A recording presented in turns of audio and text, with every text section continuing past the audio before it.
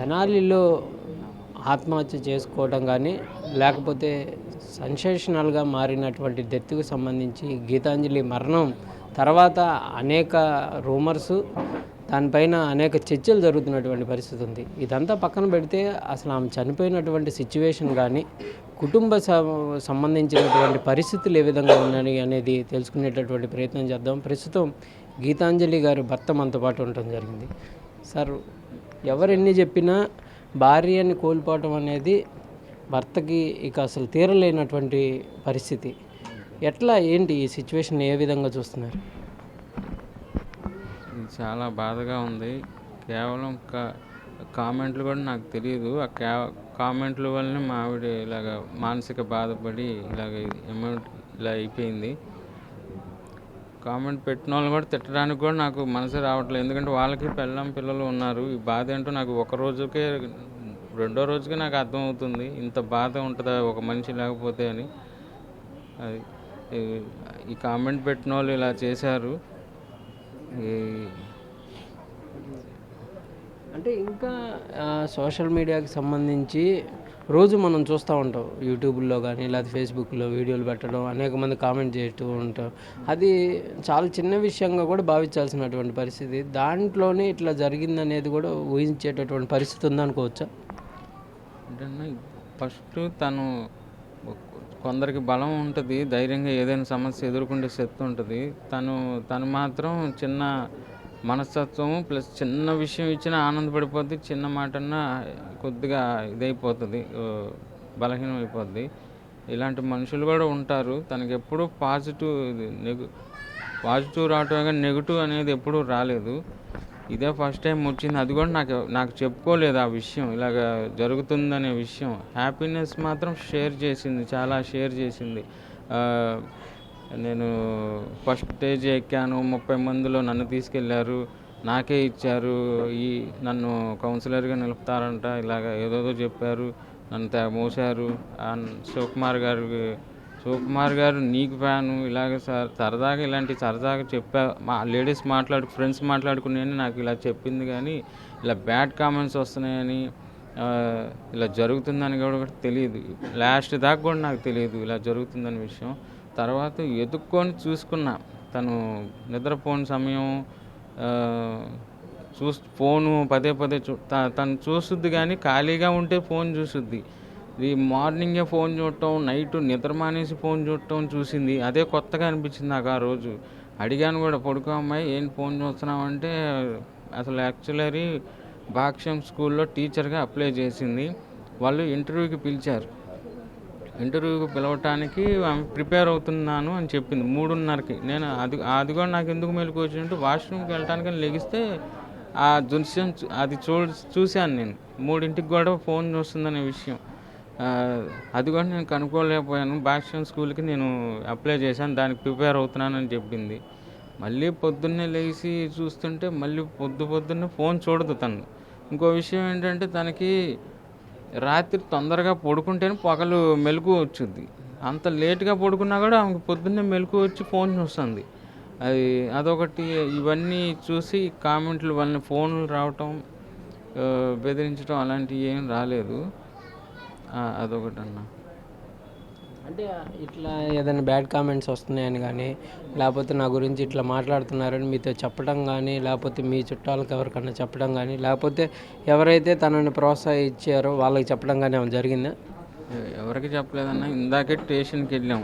అసలు మీ సైడ్ ఏంటి అని అనడానికి సిఏ గారు చాలా మమ్మల్ని ఒక్కొక్కరిని అడిగారు. మీ సైడ్ ఉందా తప్పు అన్నట్టుగా మమ్మల్ని అందరిని వివరంగా అడిగారు. మా సైడ్ ఏం లేదని ఇందాక తెలిసింది. కానీ తను అడిగారండి మమ్మల్ని వివరం ఏం అడగల. తన ఫోన్ లేదు అసలు. వెంటనే ఆమెది క్యాచ్ చేసుకోవడానికి నా ఫోన్లో నుంచి నువ్వు ఎన్నింటికి చేసావు, ఆమె ఎన్నింటికి చేసిన, ఆ రోజు ఏం జరిగింది అని నా నెంబర్ తీసుకొని అంతా క్యాలరీ చేశారు. అది ఉన్నది మేము ఫస్ట్ నుంచి ఏది చెప్తున్నామో అదే కనబడింది వాళ్ళకి కూడా. తర్వాత కామెంట్ ద్వారా ఇలా జరిగింది అని చెప్పి వాళ్ళు కూడా నిర్ధారించారు. పోలీసులు కూడా బాగా సహకరించారు మాకు కూడా, వాళ్ళు కూడా. ఇంకోటి అది సార్, పోలీసులు కూడా మంచిగానే సహకరిస్తున్నారు. మరి ఆ రోజు అసలు ఎన్నింటికి బయటికి వెళ్ళడం జరిగింది ఆమె? అది ఇందాకే తెలిసింది. మా ఫోన్ కాల్స్ని బట్టి మాకు చెప్తున్నారు. ఇలాగ 12కి నీకు 12:40కి నీకు ఫోన్ వచ్చి 12:20కి ఫోన్ వచ్చింది నీకు. తనే ఫోన్ చేసింది. నువ్వు నేను చేసినవి పడవంట. తన ఫోన్లో అయితే ఫ్రంట్ బ్యాక్ పడుతుంది. నా ఫోన్ కొద్దిగా డబ్బా ఫోను కొద్దిగా పని చేయట్లా. తను చేసినవి చూసి చెప్పారు. మిస్డ్ కాల్ పడవంట. ఎత్తిన ఫోన్ కాలే చూపించుద్దంట. నేను చాలాసార్లు చేశానండి ఇలాగా, ఎప్పుడుకో ఎత్తింది అని చెప్పి అన్నారు. తను చేసినవి ఉన్నది ఉన్నట్టుగా ఉండటం వల్ల అవి చూసి చెప్పారు. అంటే ఎన్నింటికి అని చెప్పారు మొదటి కాల్ కానీ?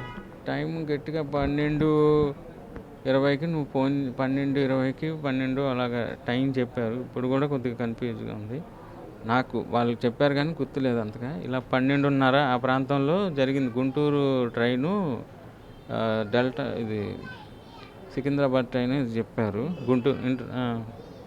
అది చెప్పారు. ఆ ట్రైన్కి ఎదురుగా వెళ్ళింది ఇలాగా అని చెప్పి అన్నారు. మళ్ళీ ఏంటి వేరేగా కామెంట్స్ కూడా, మనిషి లేకపోయినా కూడా కామెంట్స్ వస్తున్నాయి. అది ఇంకా బాధాకర విషయం నాకు. మనిషి లేకపోయినా ఎవరో ట్రైన్ నుంచి తోసేశారంట. మీరు ఆ వీడియో చూసారా? అది నిన్నటి నుంచి ఒకటి వీడియో ట్రోల్ అవుతుంది. ఒక ఇద్దరు వ్యక్తులు మాట్లాడుకుంటూ, ఆ డెడ్ బాడీ అసలు మేడం గారిదేనా లేకపోతే వేరే వాళ్ళదా ఆ ట్రైన్ సిచ్యువేషన్? అస్సలు నేను చూడలేదండి. అసలు ఫస్ట్ రైల్వే స్టేషన్లో బాడీ రైల్వే స్టేషన్లో పోలీసుల దగ్గర అసలు వాళ్ళ నుంచి వచ్చింది కబురు. వాళ్ళ దగ్గర నుంచి ఏదో నేను లెటర్ తీసుకోవడానికని వెళ్ళాను.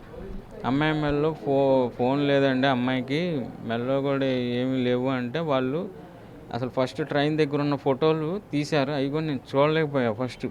నాకు కాదయ్యా మెల్లో ఏమి ఉండాలన్నావు కదా, ఫోను బ్యాగు అంటున్నావు, ఏమీ లేదు, ఎంగో మనిషి ఒకటే అని చెప్పి తను చూపించారు. ఆ ఫోటో కూడా చూడలేకపోయాది. అలాంటి ఇప్పుడు ఇంకో వీడియో ఏదో వచ్చింది అన్నారు.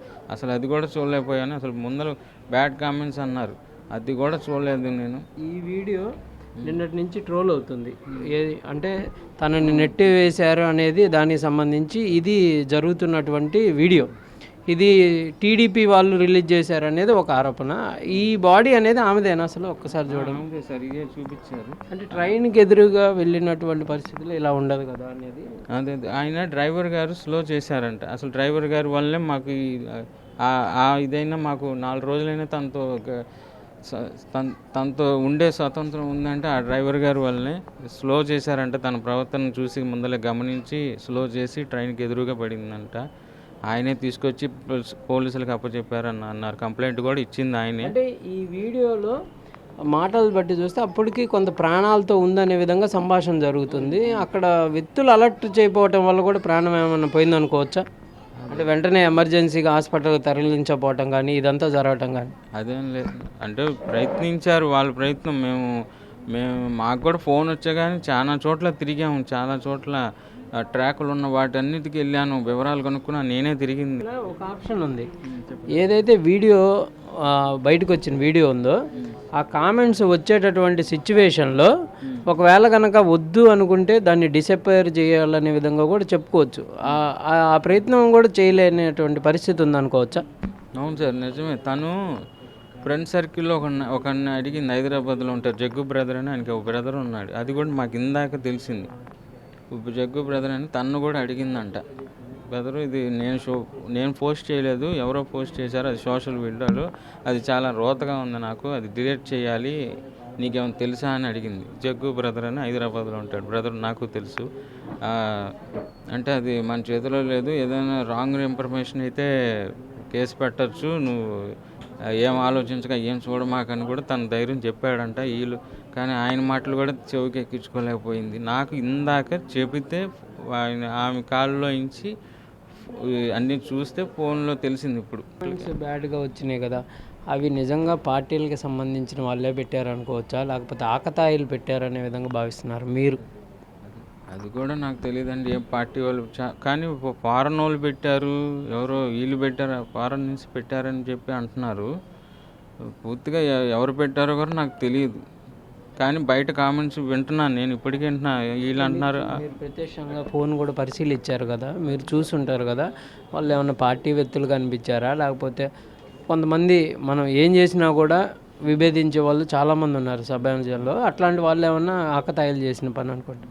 ఇప్పుడిప్పుడే ఏవో చెప్తున్నారు, వీళ్ళు చేశారు వాళ్ళు చేశారు అని అంటున్నారు. నాకు అవన్నీ అందరూ చేశారు, ఎవరు చేశారో తెలియదు. కామెంట్ చేసిన వాళ్ళు వల్లనే మా ఆవిడకి ఈరోజు ఈ పరిస్థితి, నాకు ఈ పరిస్థితి జరిగింది.